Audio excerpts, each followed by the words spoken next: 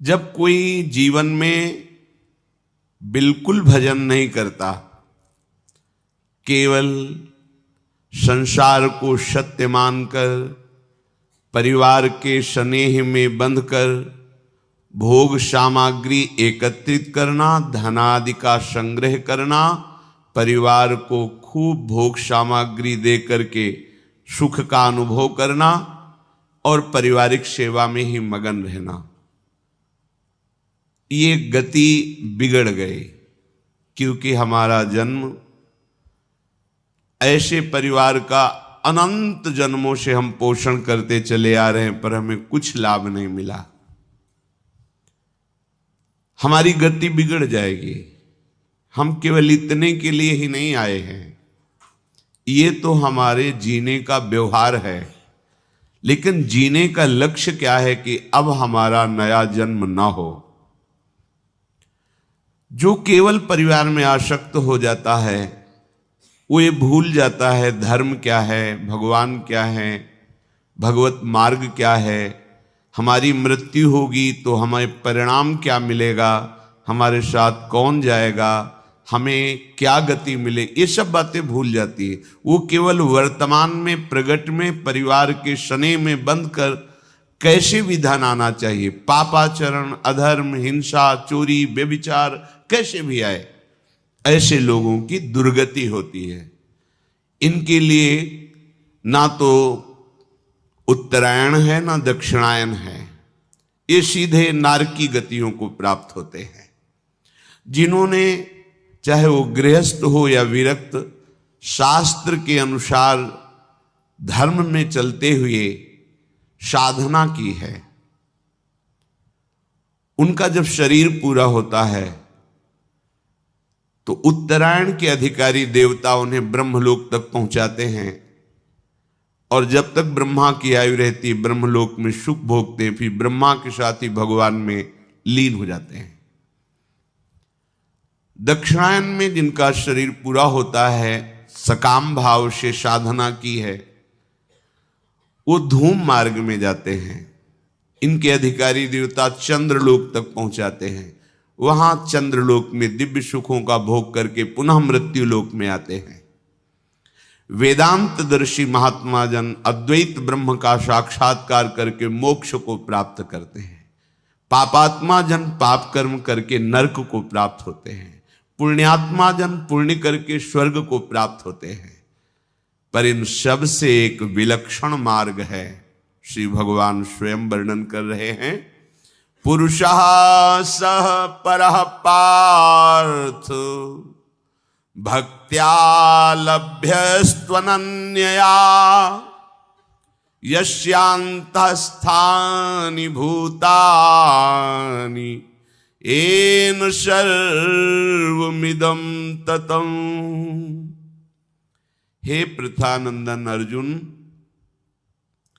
वह परम पुरुष परमात्मा सारे जगत को व्याप्त करके विराजमान है। व्याप्त, जैसे बर्फ में केवल नाम बर्फ है, जल ही जल व्याप्त है, इसे व्याप्त कहते हैं। जल के सिवा बर्फ में कुछ भी नहीं, केवल जल है। घनीभूत जल ही बर्फ नाम से कहा गया। ऐसे ही ये संपूर्ण संसार जो द्वंद्वों से युक्त, नानात्व से युक्त, स्त्री पुरुष आदि भेद से युक्त, जड़ चैतन्य से युक्त, दुरात्मा महात्मा से युक्त, ये एकमात्र केवल परमात्मा ही इसमें व्याप्त है। जैसे बर्फ में केवल जल ही जल है, ऐसे ही संसार केवल परमात्मा ही है। ये शुद्ध भक्ति से जाना जाता है। तुम्हारी बुद्धि की ताकत नहीं कि तुम इससे जान सको, तर्क करके, अनुमान से, प्रमाणों से नहीं। जब मय्येव मन आधत्स्व मयि बुद्धिम निवेशय, तब जब मन बुद्धि केवल प्रभु में लगकर भगवदाकार हो गई, तब ये रहस्य उसके सामने प्रकाशित होता है कि जड़ चैतन्य कछु नहीं दीखत, जित दीखत तित श्याम खड़े।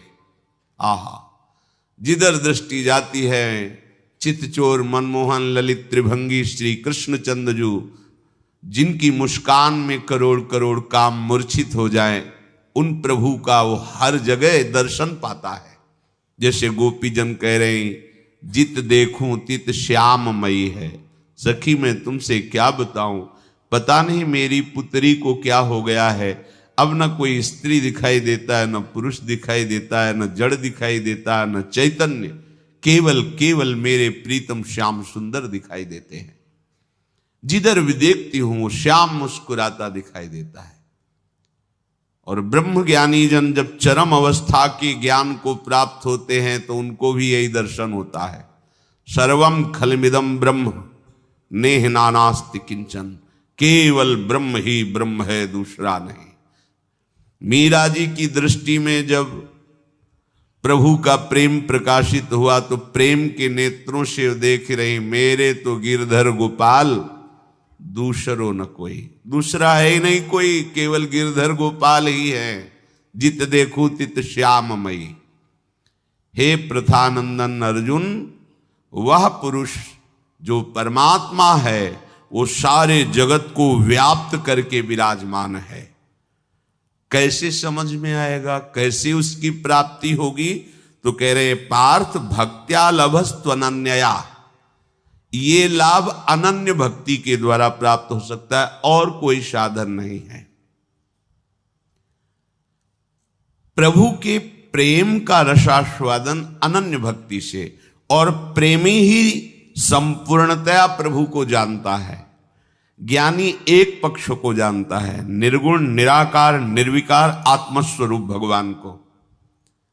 लेकिन प्रभु की प्रेममयी लीला में वो प्रवेश नहीं पाता, क्योंकि वो मोक्ष की लालसा से युक्त है। वो ऐसा ज्ञान प्राप्त करके मुक्त हो जाता है।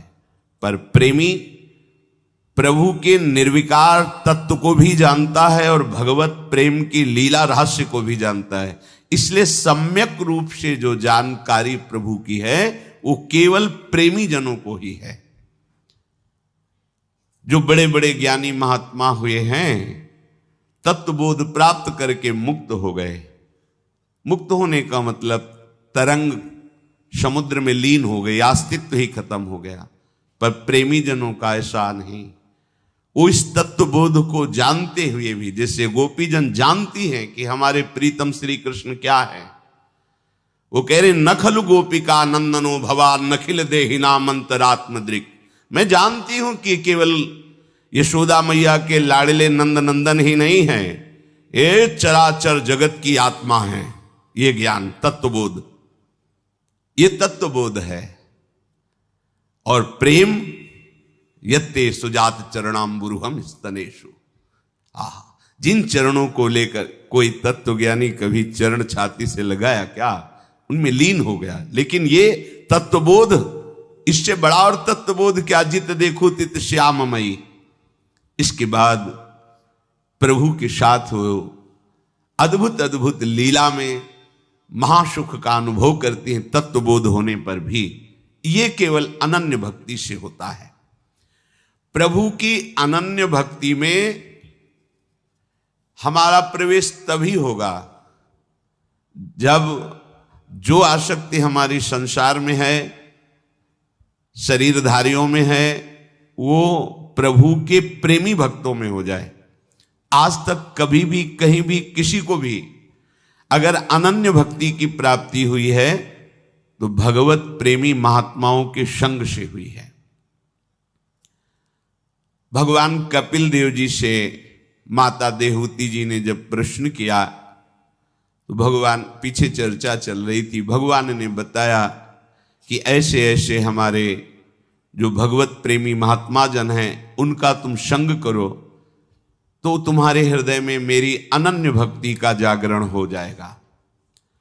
माता जी ने पूछा, काचित वैयुचिता भक्ति कीदृशी मम गोचरा यया पदम ते निर्वाण मंजशान वाष्णवा अहम यो योगो भगवद बाणो निर्वाणात्मस्त्वयोदितः कीदृशः कति चांगानि यतस्तत्वावबोधनम।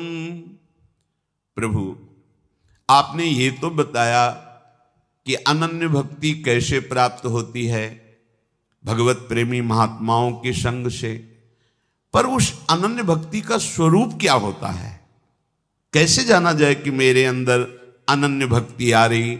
जब तक उसका परिचय नहीं होगा तो हम कैसे जानेंगे। संतों से प्राप्त होती, सत्संग से प्राप्त होती है, गुरुजनों के चरणों की आसक्ति से प्राप्त होती, पर उसका स्वरूप क्या है, अनन्य भक्ति का स्वरूप क्या है। क्योंकि ये अनन्य भक्ति जिसके हृदय में आ जाती है, मोक्ष उसके चरणों में लुटता है। दीयमानम न गृहणन्ति बिना मत सेवनम जना। तो हे मोक्ष स्वरूप प्रभु, जिसके द्वारा लक्ष्य भेद हो बाण के समान, जैसे बाण लक्ष्य भेद करता है, ऐसे भगवान के तत्व का बोध और भगवत अनन्य भक्ति वो आप ही जानते हैं, क्योंकि आप स्वयं श्री भगवान हैं। तो आप कृपा करके बताइए कि जिस अनन्य भक्ति से आप प्राप्त होते हैं उसका स्वरूप क्या है। श्री भगवान कृपा करके बोले, देवानां गुणलिंगानां मानुश्रविक कर्मणां शत्रु एवैक मनसो वृत्ति स्वभाविकी तुया अनिमित्ता भागवती भक्ति सिद्धेर्गरीयसी जरत्यत्यासुया कोशम निगीर्ण मनलो यथा। हे माता, जिस उपासक का चित्त संतों के संग से, भगवत कथा श्रवण से, भगवन नाम जप से, भगवन नाम कीर्तन से, भगवत धाम के वास और सेवन से पवित्र हो गया है, उसका चित्त निरंतर मेरे में लगा रहता है। कैसे लगा रहता है? गोस्वामी श्री तुलसीदास जी सरल भाव में व्यक्त करते हैं। काम ही नारी पियारी जिमी लोभी जिमी प्रियदाम तिमि रघुनाथ निरंतर प्रिय लागहु मोहि राम। हे राम, हे रघुनंदन, आप मुझे ऐसे प्यारे लगो जैसे कामी पुरुष रात दिन कामिनी का चिंतन करता है, लोभी पुरुष धन का चिंतन करता है। हे हरि, ऐसे मैं हर समय आपका चिंतन करूं। ये चिंतन की प्रवृत्ति। जैसे कामी पुरुष को पद्मासन लगा के ध्यान नहीं रखना पड़ता, एकाग्रता नहीं करनी पड़ती, स्वाभाविक चित्त की वृत्ति कामना से प्रेरित होकर कामिनी की तरफ हर समय बनी रहती है। लोभी पुरुष हर समय धन का चिंतन करता है, मोही पुरुष हर समय परिवार का चिंतन करता है, देहाभिमानी बिना प्रयास के देह का चिंतन करता है। ऐसे ही अनन्य भक्त का बिना प्रयास के अखंड चिंतन श्री प्रिया प्रीतम का होता है। अब अभी भक्ति में उस कोटि से प्रवेश ही नहीं हुआ तो आपको लगेगा अखंड चिंतन कैसे होता है। कभी कभी जब पूछते हैं और कि आपका भजन, वो भजन में नहीं, तो लगता है फिर कर क्या रहे हो, तुम्हारा हृदय है कहां? ऐसा कैसे हो सकता है कि तुम हरि के चरणों के दास होकर भजन विमुख समय, और फिर तुम्हें व्याकुलता नहीं, तुम्हें कष्ट नहीं। तद विस्मरणेन परम व्याकुलते, व्याकुल हो जाना चाहिए हृदय। त्रिभुवन की राज्य लक्ष्मी मिलने पर भी जो आधे पल के लिए अपने आराध्य देव का स्मरण नहीं छोड़ता, वही अनन्य भक्त है। त्रिभुवन की राज्य लक्ष्मी, यहां तो 100-200 रुपए में घंटे 2 घंटे भगवान को भूल सकते हैं। अनन्य भक्त जिसका चित्त तैल धारावत निरंतर प्रभु में। अब इसे कुछ नहीं चाहिए। इस कोटि के भक्त के अंदर ऐसी आनंद वृत्ति प्रकट होती है कि ये जिस मोक्ष के लिए बड़े बड़े ऋषि मुनि कठिन प्रयास करते हैं, ज्ञान के पंथ कृपाण की धारा परत खगेश लगे नहीं वारा, जो निर्विघ्न पंथ निर्वाही सो कैवल्य परम पद लहाई, वो कैवल्य परम पद भक्तजन देखते भी नहीं है। ऐसा अनंतानंद प्रेमानंद हृदय में प्रकट होता है कि मोक्ष सुख भी उनको बहुत लघु लगने लगता है। पर किनका? जिनका चित्त निरंतर प्रभु के चिंतन में लगा हुआ है। हम सबका प्रयास एक ही है कि निरंतर अंतर रहित प्रियाजू का चिंतन हो। इसीलिए कहते हैं सब सिद्धांतों का सार राधा राधा राधा। ये पराविद्या है। ये आपको किसी पुराण में, किसी प्रवचन में, किसी पंथ में नहीं मिलेगी। ये वृंदावन के नवनिवृत्त निकुंज में महान एकांतिक रस वर्षा करने वाला राधा नाम है। ये तो महारानी जी की कृपा है, अद्भुत कृपा है जो आपके कानों में राधा नाम सुनने को। ये राधा तत्व अगोचर है, अगोचर, न वेदों की दृष्टि में है, न वेद के अनुसार चलने वाले ब्रह्म ऋषियों की दृष्टि में है। प्यारोढ़ुम क्षमते न यच्छु सुखादि नाम तु यध्यानगम। ये राधा नाम वो अमृत है जो श्री कृष्ण कृपा पात्रों को ही केवल पीने को मिलता है। जब तक श्री कृष्ण कृपा नहीं, तब तक राधा चरणों का आश्रय और राधा नाम आपको सुनने को नहीं मिल सकता। अगर श्रवणेन्द्रिय में राधा नाम पढ़ रहा है, जिह्वा राधा राधा बोल रही है, तो आपके पास परम धन ऐसा एकत्रित हो रहा है जो लोक परलोक सब जगह मंगल करेगा। पर ऐसी आसक्ति हो जाए कि ये नाम छूटे ना, सोवत हु रसना रटे राधा कृष्ण सुनाम। करवट बदली चेतना जगी तो सुनाई दे रहा है नाम चल रहा है। ये अनन्य भक्ति का स्वरूप है। जो कर्मेंद्रिय और ज्ञानेन्द्रिय दोनों से केवल श्री हरि का भजन करता है, ये अनन्य निष्ठा से ही बात बनती है। श्री जयमल जी बड़े महान भक्त हुए हैं श्री राधा वल्लभ लाल जी के। जयमल जी जब सेवा में जाते तो कभी कभी कोई राजकाज का विशेष कार्य आने पर उनके मंत्री उनको सूचना देते तो उनको पसंद नहीं आता। हमारी सेवा में कोई विघ्न पहुंचावे नहीं। राजा थे पर ऐसी भजन की निष्ठा, उन्होंने नियम लागू कर दिया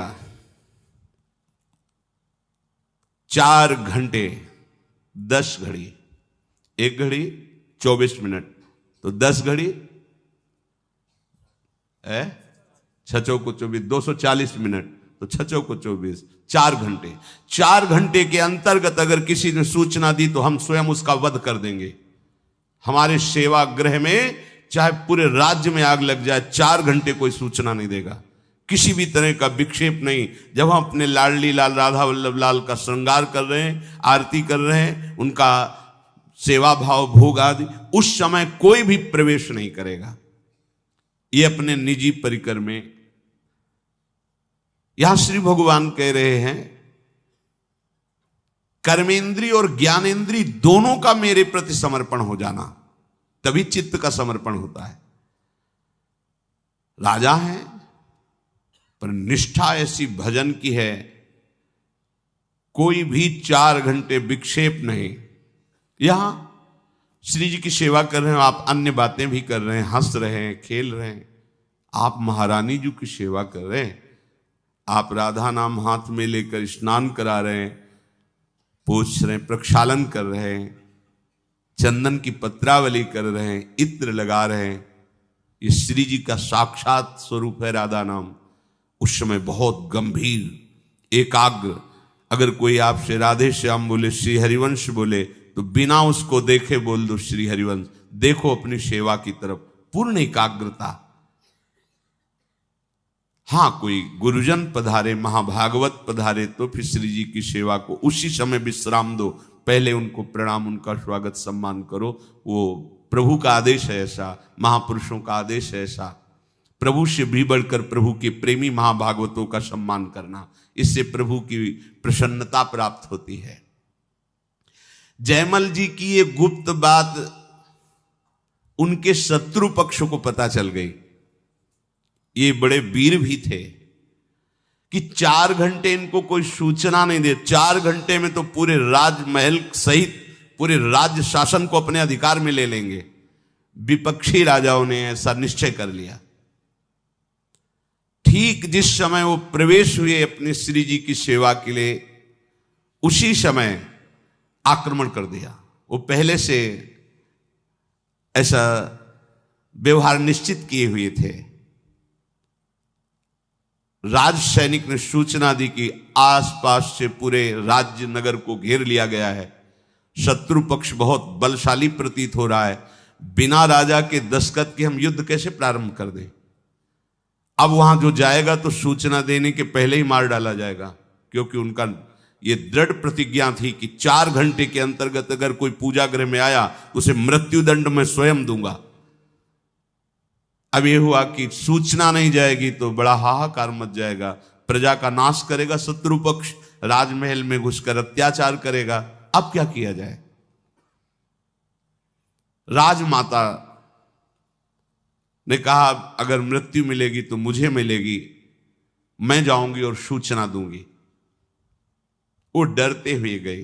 जयमल जी सेवा में मगन थे तो उन्होंने कहा बेटा, राजनगर को, राजमहल को शत्रु पक्ष ने घेर लिया है, बस तुम्हारी स्वीकृति की आवश्यकता है। तुम हां बोलो तो सैनिक युद्ध के लिए तैयार हैं। तो उन्होंने कहा मां तुम इसी समय वापस चली जाओ, हम सेवा में एक शब्द भी अन्य सुनना नहीं चाहते। आप मां हो इसलिए हम अपनी प्रतिज्ञा को छोड़ते हैं कि आपका वध नहीं करते। आप वापस चली जाएं, हम जिनके सहारे हैं वही जो कुछ चाहे करें। इस समय हम उनकी सेवा नहीं छोड़ सकते और अन्य वार्ता नहीं कर सकते। सेवा में हम युद्ध का आदेश नहीं दे सकते। हम ठाकुर श्रृंगार कर रहे हो कह दे मार काट करो, नहीं। जिनकी हम सेवा कर रहे हैं वो समर्थ है, जैसा चाहे वैसा करें। आप तुरंत वापस हो जाएंगे। बाहर गई, सेनापति ने कहा क्या आदेश है। उन्होंने कहा कोई आदेश नहीं। बिना आदेश के सेनापति कैसे? सब व्याकुल हो रहे हैं, 4 घंटे तक इंतजार कर रहे हैं। ना तो सेना नगर के अंदर घुसी और सब कोलाहल शांत है। तो सबको आश्चर्य हुआ कि क्या वो भी पूजा का इंतजार कर रहे हैं क्या शत्रु पक्ष, कि जब वो निकलेंगे तब युद्ध करेंगे।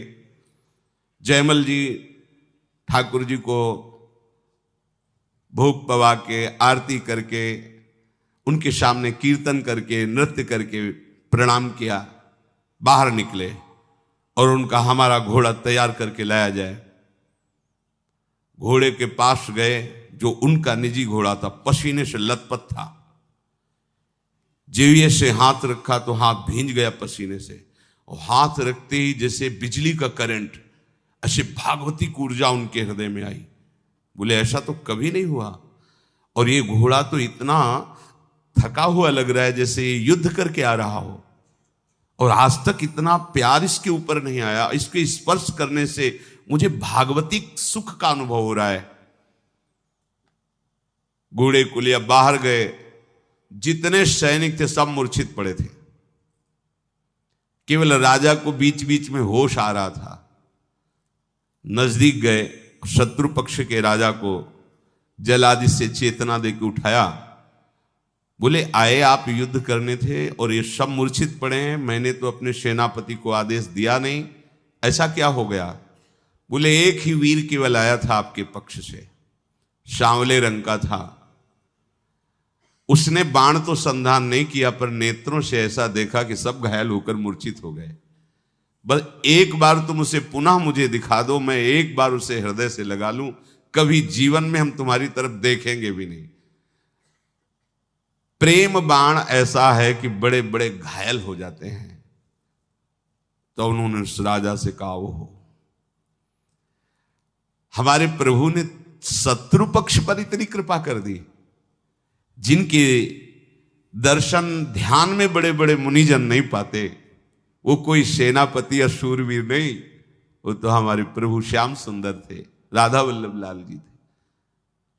अगर हमारी निष्ठा है तो हर समस्या का समाधान श्री हरि है। लोग ये समझ नहीं पाते हैं। अगर निष्ठा ना होती तो घबरा के सेवा छोड़ देते और भाग पड़ते कि शत्रु पक्ष आ गया है, बाद में सेवा कर लेंगे। नहीं, अपनी निष्ठा में है।